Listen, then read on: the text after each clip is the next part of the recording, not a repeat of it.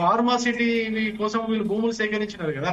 అక్కడ చాలా మంది గ్రామాల రైతులు కోర్టు కేసులు వేసినారు. కోర్టు కేసులు వేసి వీళ్ళు కూడా ఏం నష్టపరిహారం సరిగ్గా ఇచ్చినారా? బీఆర్ఎస్ ప్రభుత్వం కూడా కేసీఆర్ కూడా నష్టపరిహారం ఏం సరిగా ఇయ్యలే. అక్కడ 1 ఎకరా భూమి మినిమం ₹1,00,00,000 పోతుంది. ఆ ₹1,00,00,000 పోయే భూమిని వీళ్ళు కేవలం 10 లక్షలు 5 లక్షలు ఇచ్చి భూసేకరణ చేసినారు. అక్కడ రైతుల కడుపు కొట్టినారు, రైతులకు అన్యాయం చేసినారు. పోనీ అంత అన్యాయం చేసి భూసేకరణ చేసిన తర్వాత కనీసము ఈ ఫార్మాసిటీ మొదలైందా? అక్కడ ఏమైనా అభివృద్ధి కనిపిస్తుందా? ఫార్మాసిటీ మొదలయ్యి అక్కడ ఏమైనా ఉద్యోగాలు పెరిగినాయా? తెలంగాణ రాష్ట్రానికి ఏమైనా లాభం చేకూరిందంటే అట్లా కూడా లేదు. అంటే నేను ఏమంటున్నా, తెలంగాణ రాష్ట్రానికి బీఆర్ఎస్ పార్టీ కాంగ్రెస్ పార్టీ రెండు కూడా ఒక శనిలాగా పట్టినాయి తప్ప ఈ రెండు కూడా నిజమైన అభివృద్ధి చేస్తామని చెప్పేసి ఎక్కడ కూడా వాళ్ళు ముందుకు రావట్లేదు. కాబట్టి కేవలము ఈ యొక్క కమిషన్లు వచ్చే అభివృద్ధి కార్యక్రమాలే, కమిషన్ల కోసం చేసే డెవలప్మెంటే తప్ప ఎక్కడ కూడా నిజమైన అభివృద్ధి చేయాలని చెప్పేసి ఈ రెండు పార్టీలకి ఈ రాష్ట్రంలో లేదు. ఈ రాష్ట్రంలో ఈ రెండు పార్టీలకు స్థానం లేకుండా చేయాలని చెప్పేసి ఇప్పుడు ప్రజల కొత్తగా ఆలోచన మొదలైంది.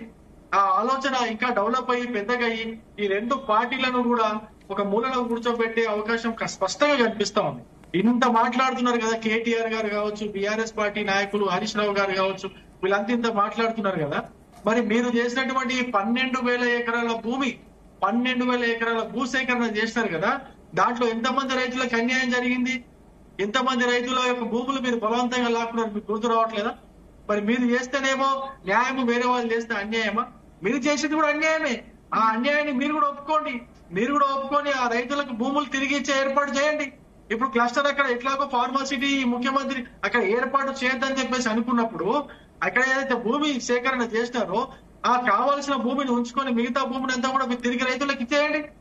ఆ 1000 ఎకరాలు 1200 ఎకరాలు 500 ఎకరాలు పెట్టేసుకొని మిగతా భూమి అంతా రైతులకు పంచేయండి. ముఖ్యమంత్రి గారికి ఇది డిమాండ్ చేస్తున్నా నేను. పనిచేసిన తర్వాత ఇప్పుడు మీరు వికారాబాద్ లో, నల్గొండలో ఏదైతే భూసేకరణ చేస్తున్నారో క్లస్టర్ గా విభజించి అక్కడ చేసి అక్కడ అభివృద్ధిని వికేంద్రీకరణ చేయండి. ఎవరో అంటున్నారు? ఇవన్నీ జరుగుతాయా? ఇవన్నీ జరిగే పనులేనా? వీటిని ఎవ్వరు చూడండి, ఏ బీఆర్ఎస్ పార్టీ అధికారంలోకి వచ్చినా, కాంగ్రెస్ పార్టీ ఇప్పుడు అధికారంలోకి వచ్చినా, అంతకుముందు అధికారంలోకి వచ్చినా ఎప్పుడు కూడా అభివృద్ధి పేరుతో రైతులను మోసం చేయడం, రైతుల యొక్క భూములు ఆస్తులు కొలగొట్టడం, ప్రజల యొక్క భూములు ఆస్తులు కొలగొట్టడం తప్పితే, వాళ్ళకు కమిషన్లు వచ్చే పనులు చేయడం తప్పితే నిజమైన అభివృద్ధి ఎవరు కూడా చేయరు. అభివృద్ధి అంటేనే కమిషన్లు అంటేనే అభివృద్ధి అయిపోయింది. అంతేగాని ఏమని ఇప్పుడు ఇక్కడ అన్ని కూడా గవర్నమెంట్ ఏమైనా ఫ్యాక్టరీలు ఏర్పాటు చేస్తుందా? గవర్నమెంట్ సొంతంగా కంపెనీలు ఏమైనా పెడుతుందా? ఇది తీసుకెళ్లిపోయి ప్రైవేటు పెట్టుబడిదారులకే కదా ఇచ్చేది. మీరు ఆ ప్రైవేటు పెట్టుబడిదారులకు ఇచ్చేటప్పుడు మీరెంత కమిషన్ తప్పుతున్నారు? ఆ ప్రైవేటు పెట్టుబడిదారులు మీ బంధువులు, మీ బలగంలో ఎంతమంది ఉన్నారు? ఆ భూములు ఎంతమందికి మీరు కేటాయించదలుచుకున్నారు? ఇవన్నీ కూడా బీఆర్ఎస్ కాంగ్రెస్ రెండు కూడా వీటికి ఈ ప్రశ్నలకు సమాధానం చెప్పకుండా రెండు పార్టీలు కలిసి డ్రామాలు ఆడుతూ ఈ యొక్క ఇష్యూని, ఈ అభివృద్ధి అనే ఇష్యూని, రైతుల భూములు లాక్కుంటారనే ఇష్యూని పక్కదారి పట్టిస్తున్నారు. దానికే ప్రయత్నం చేస్తున్నారు. వాళ్ళ అన్యాయులకు, వాళ్ళ బలగానికి, వాళ్ళ బంధువులకు లాభం చేకూర్చే పనులు కాంగ్రెస్ పార్టీ గాని బీఆర్ఎస్ పార్టీ గాని చేస్తుంది తప్ప